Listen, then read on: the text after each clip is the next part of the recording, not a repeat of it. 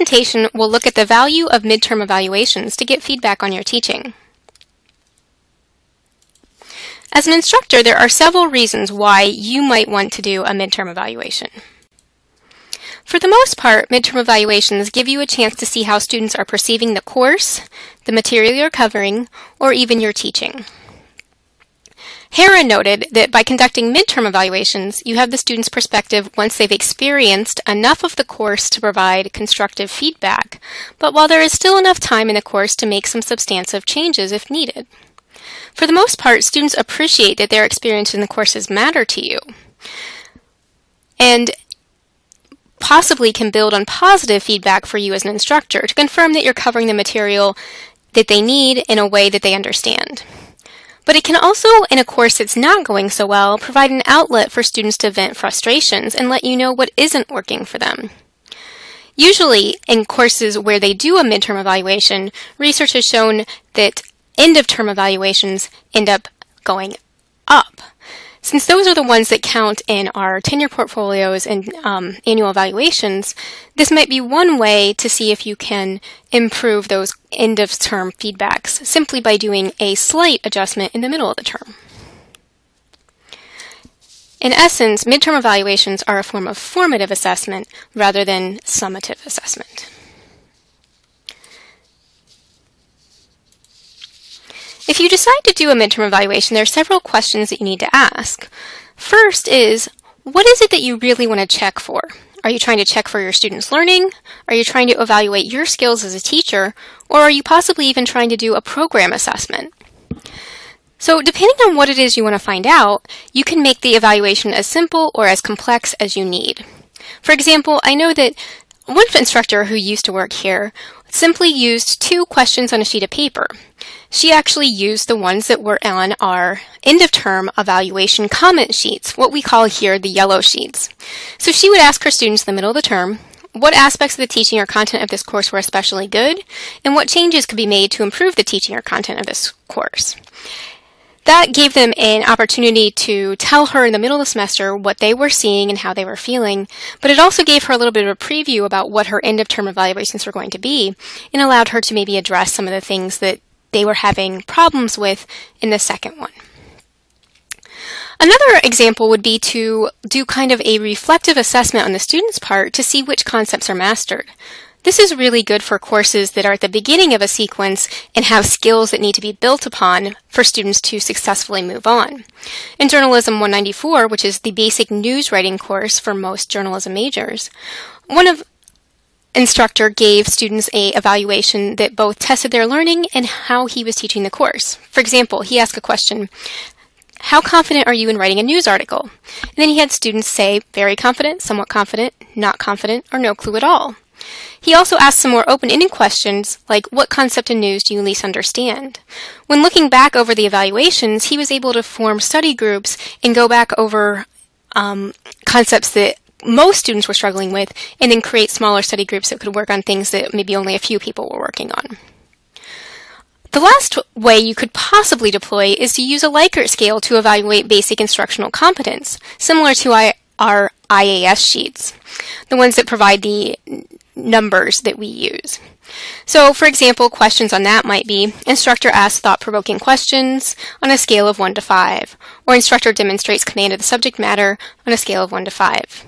This really gets at whether or not your teaching competence is something that your instructors are seeing and feeling.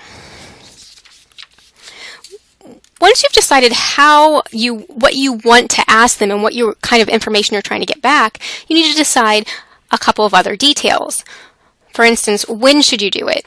Usually they recommend doing it around weeks 4 through 6, but you could of course do it as late as midterm. But usually around weeks 4 to 6 gives the students enough of an idea about what the course is going to be like, but still plenty of time for you to make changes.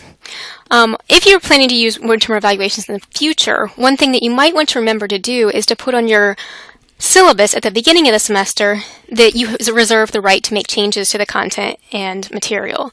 That way it just covers you in case you do end up wanting to make a substantial change in the middle of the course, maybe to a project.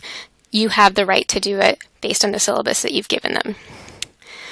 The other thing you want to think about is timing in terms of when you deploy it, because you never want to do it directly after handing back an exam or an assignment, because then they're going to use the opportunity to vent about their grades without giving you actual feedback about the teaching and learning in the course. Another suggestion is to consider giving students 2 or 3 days notice before you're going to do it. Maybe you're going to do it on a Thursday. So on Tuesday, you tell the students, hey, on Thursday, we're going to be looking at doing a midterm evaluation. So think about what's working well for you in this class and what isn't, so that you'll have good feedback to give. Otherwise, you'll probably get a lot of empty or meaningless comments like, it's all good, I hate the homework, it's boring. You really want to give them time to think about what they would change before they give it to you.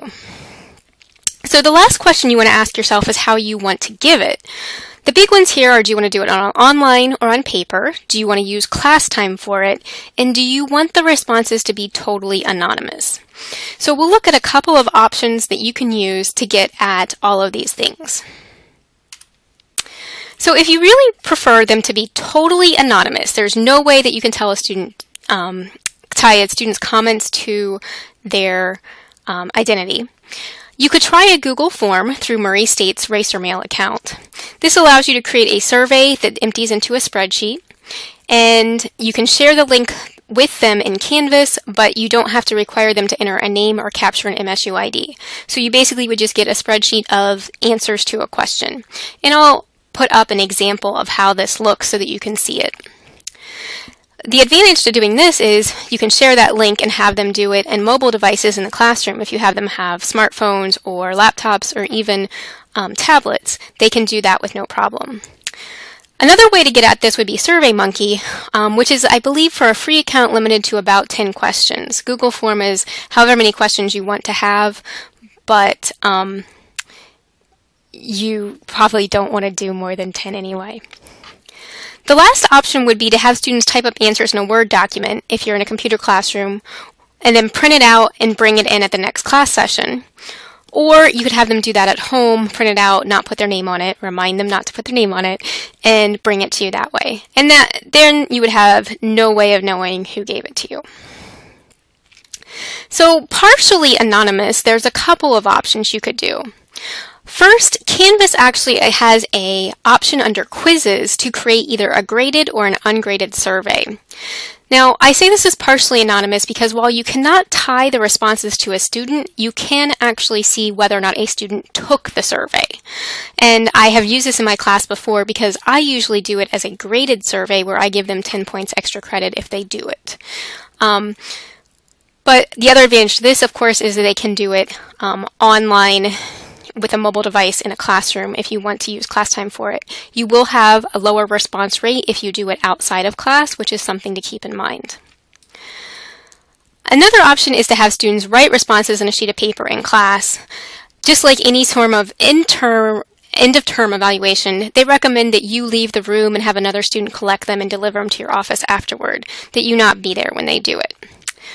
If it's possible because of your writing assignments or worksheets that you could recognize a student's handwriting, one thing you could do is ask a GA or an administrative assistant to type the responses into a spreadsheet or Word document for you so that there's no way for you to tie that back.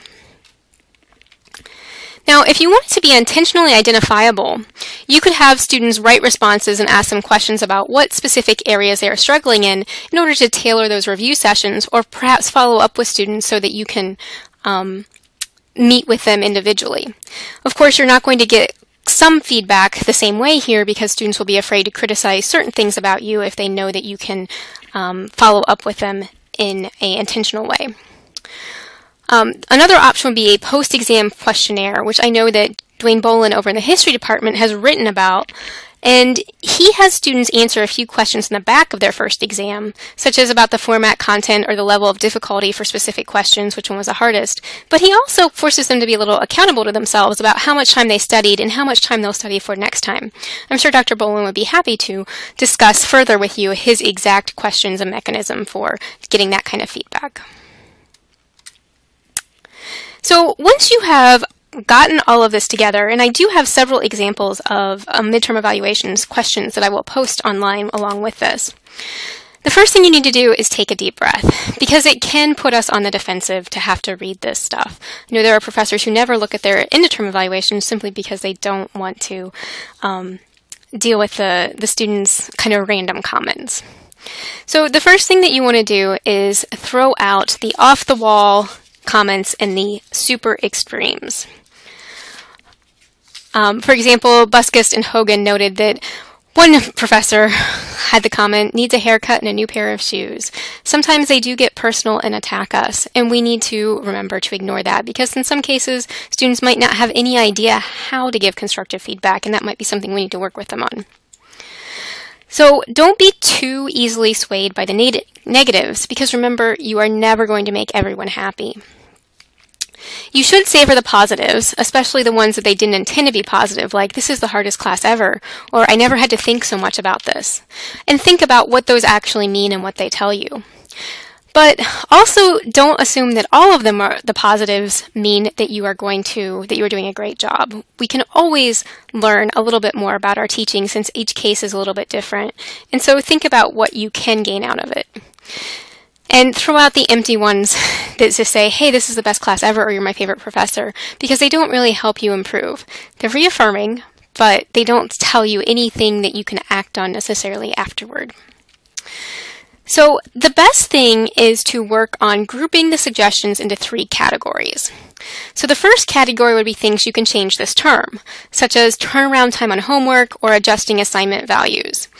If, for instance, in my class last term, I had my homework due at a certain time the day before class so that I could look at it and grade it before class, and students really had an issue with the time that I gave them. So after the midterm evaluation, I bumped that time back by about 6 hours. They were much happier, and it didn't really change my workflow. So it was an easier change to make them, their course experience a little bit better. Another thing might be that if you have assignments where students say, hey, the work with this is out of whack for it to be worth 5 points in your scheme of things, you might be able to look at it and say, hey, well, this is more of a 20-point assignment, whereas this other thing is only 5, and readjust that. Those are easy adjustments for you to make.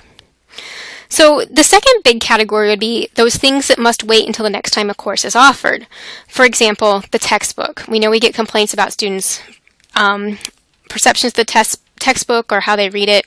You obviously cannot change that in the middle of the course, but you can let them know that you understand their concerns and that you're going to talk about it with your department chair after the semester to see if there's a different alternative that they could use.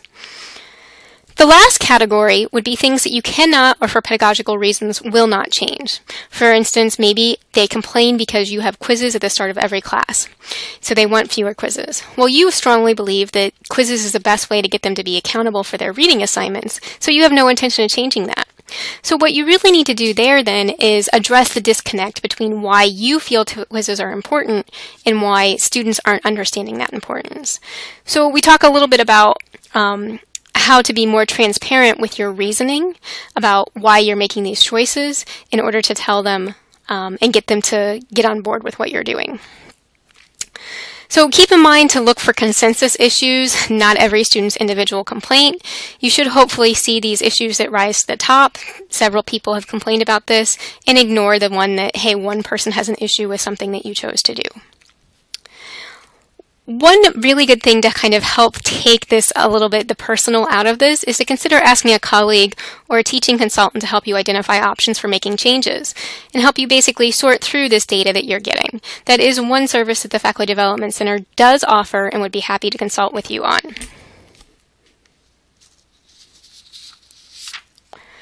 Another thing you might want to consider is modeling constructive feedback for them so that to point it out and show them and help them understand it so that they do, if you're getting a lot of useless, empty feedback, that you can help them figure it out. So adding that into your teaching materials might be a positive thing.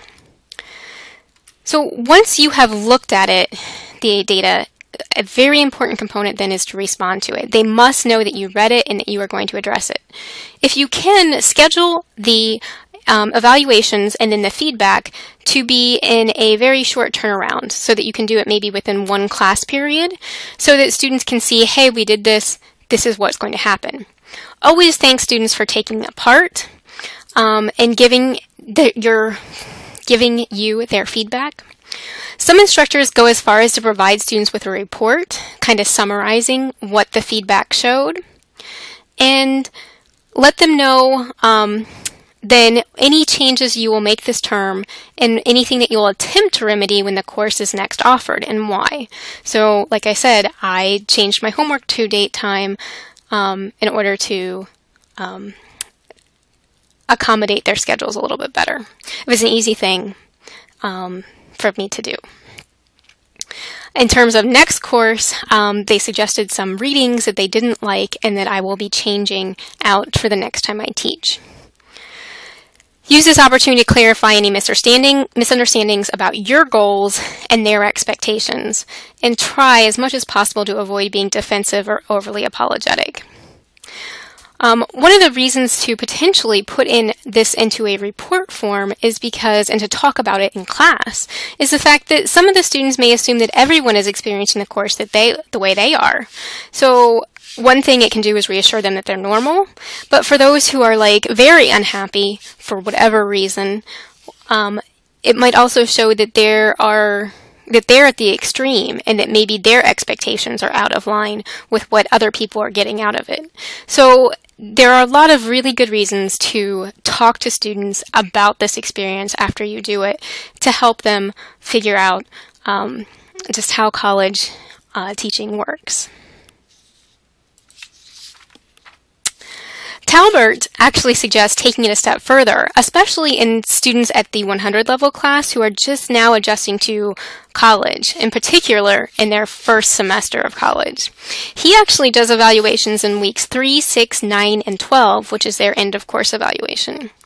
He does a very informal structure to his evaluations with 3 basic questions, because he's trying to get students to think about just one thing, not giving them a laundry list, but just one thing. What do you love about this course? What do you hate? And if you could change one thing, what would it be? So he's looking for those really extreme reactions. When he goes to week 6 and week 9, he adds 2 questions on. What's changed for the better since the last evaluation, and what's changed for the worst? So he is, in fact, trying to get them to think about those changes and what has happened in the evolution of the course. And he, in particular, uses it to talk to, uses a report to kind of show the students where they lie in terms of trends and analysis. A different direction that we don't really do yet on this campus is something called a Small Group Instructional Diagnosis, SGID.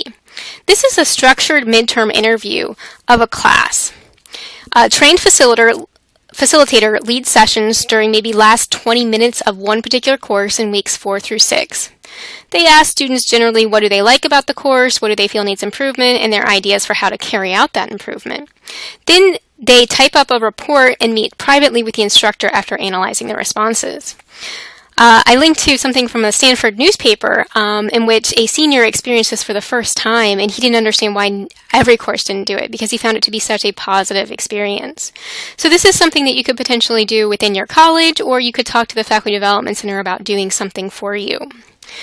Dangle and Lindsay and analyzed this at their university. And in their conclusions, they found 3 important things. Students' perspectives on learning, whatever they are, may in crucial respects differ from our own. SGIDs really help detect those differences, as do midterm evaluations in general. And as such, SGIDs offer educators with an invaluable tool in ensuring students buy into whatever pedagogical structures we have in mind. So, as I mentioned earlier, these can be a great way to figure out what the disconnect between what you're trying to accomplish and what students are trying to accomplish in the course. If you're trying something new, if you're experimenting with something, make sure the students know that and tell them why it's important or why you've decided to do this so that they have an idea about how you are trying to make their learning happen. When it comes to student evaluations in general, McGowan and Graham did a survey, and they found the following 4 factors significantly contributed to improvement of teaching as measured by student evaluations. Engaging in active and practical learning that emphasized the relevance of course material to students, creating the opportunity for significant teacher-student interactions and conferences that allowed instructors to connect with students, emphasizing learning outcomes and setting high expectations, and revising and improving how student learning is assessed. All of those things are ways that we can use evaluations to improve our teaching, and we can get most of that information through a midterm evaluation of some mechanism, whether it's a survey, whether it's a free write, whether it's a small group instructional diagnosis. All of those things can help you become a better teacher. And I will put a link to all of my references. This is Elizabeth Price. Thank you for listening to this presentation.